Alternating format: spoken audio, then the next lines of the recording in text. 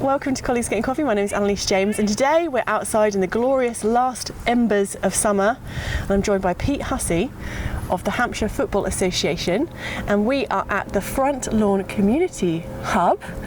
Yay! I got it right! We didn't practice that at all. It's fine, it was a one-take wonder. Hi Pete, how are you? Good morning, yeah, very well, very well. I think the choice of shorts might have been a little bit of a wardrobe malfunction this morning, but no, apart from that, good. Last moments of summer. I'm clinging on to it. You're lucky I haven't got my flip-flops on. So Pete, tell us a little bit about where we are, what it's all about. People might not have a clue, so please tell us more. So we're at the Front Lawn Community Hub. This is one of 3 facilities that Hampshire FA operates within the county of Hampshire. The unique thing about Front Lawn is exactly what it says on the tin. It's a community hub.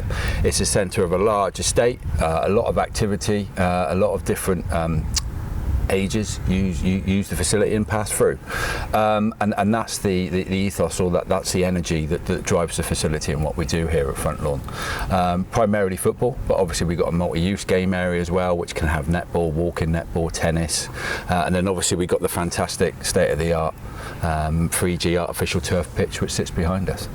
Fancy. So what kind of community activities can people do here? Well, we're open to anything. So, like I said, it's here for the community. We do a lot of work with Motivate, who do a lot of bike repairs with youngsters from the area, and primarily on a Thursday they almost do like a drop-in where they can just keep themselves busy, so to speak. Obviously, the site itself is sponsored by Adopt South, which support and contribute to a lot of the facilities around the area, but I actually sponsor this facility.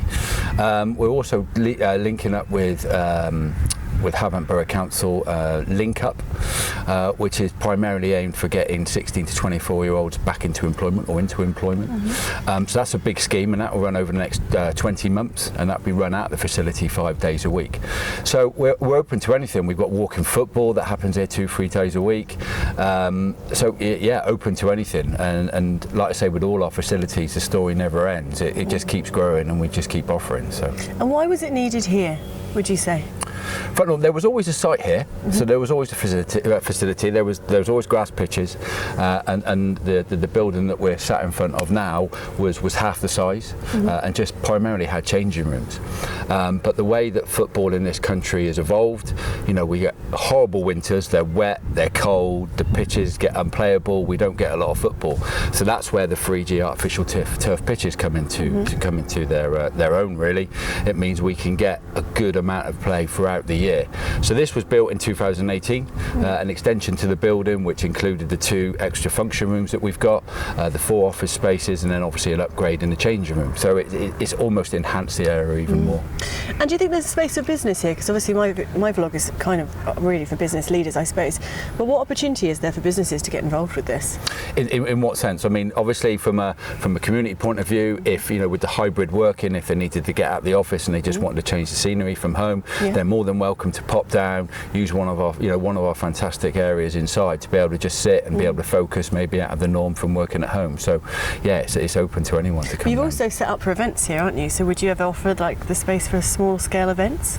Most definitely. I mean, before COVID came in, which seems like an age ago now. No, weird. Like what? When? We had large football events, we had football tournaments, etc.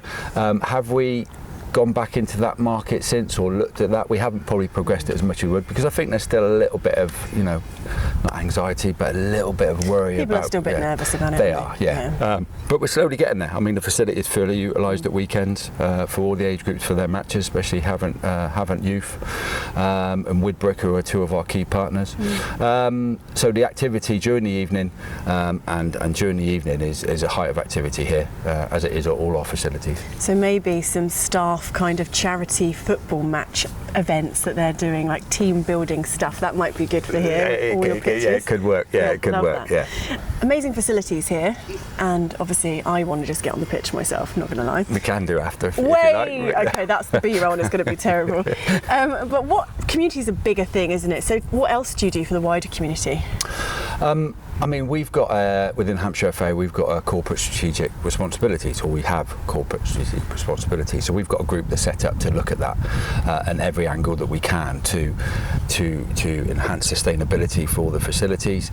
Here we run a food bank where we raise money and we collect it and we buy food banks, which we then issue out to families within the local area. We're looking at like a toy library type sort of donation policy as well, where we can gather toys, because it is hard at the moment for a lot of families. Absolutely. And a lot of people out there. So we want to try and make the facilities as sustainable as possible.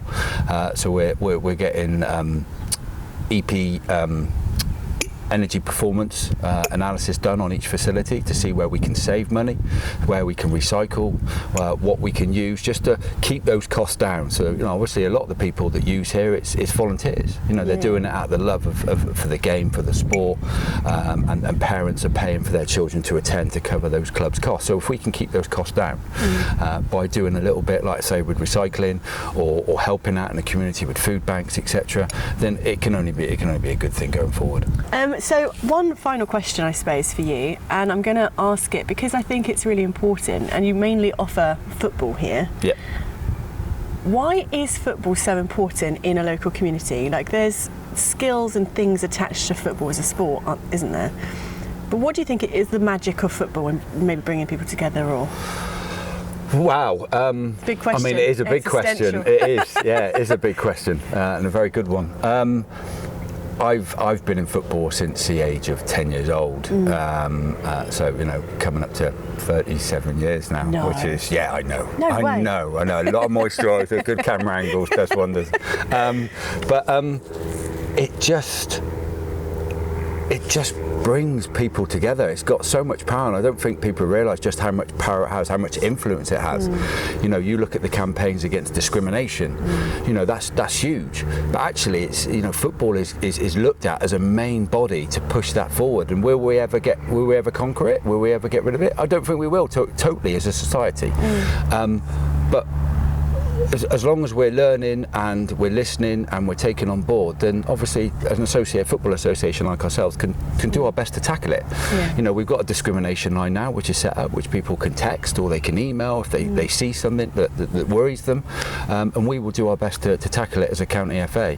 But I just think here, I mean, it just brings the whole community together. Sport is like I say, a powerful tool, and sometimes it's not how good you're on the pitch. From playing, and when I used to play, the biggest thing I miss is that camaraderie in the changing room. It's the laughing, the joking, the little bit of banter with your friends, and getting together where you can forget about the rest of your week. You look forward to the weekend and when you're playing. And I think for the younger generation, it's almost getting that mentality back into them. I think sometimes they can be sucked by the stardom and the money and the razzmatazz of football. But when you put it back to right basics, right back to the ground, football is a huge, powerful tool just for life skills in itself. Yeah, like teamwork, belonging, reliability, resilience in injury and all sorts of things. No, totally. Well, you're doing a great thing here, man. Good job. Thank you very much indeed. And it wasn't as scary as you thought, was it? I might go and put my tracksuit bottoms on now. Me too. Coats. Thanks, guys. See you later. Cheers.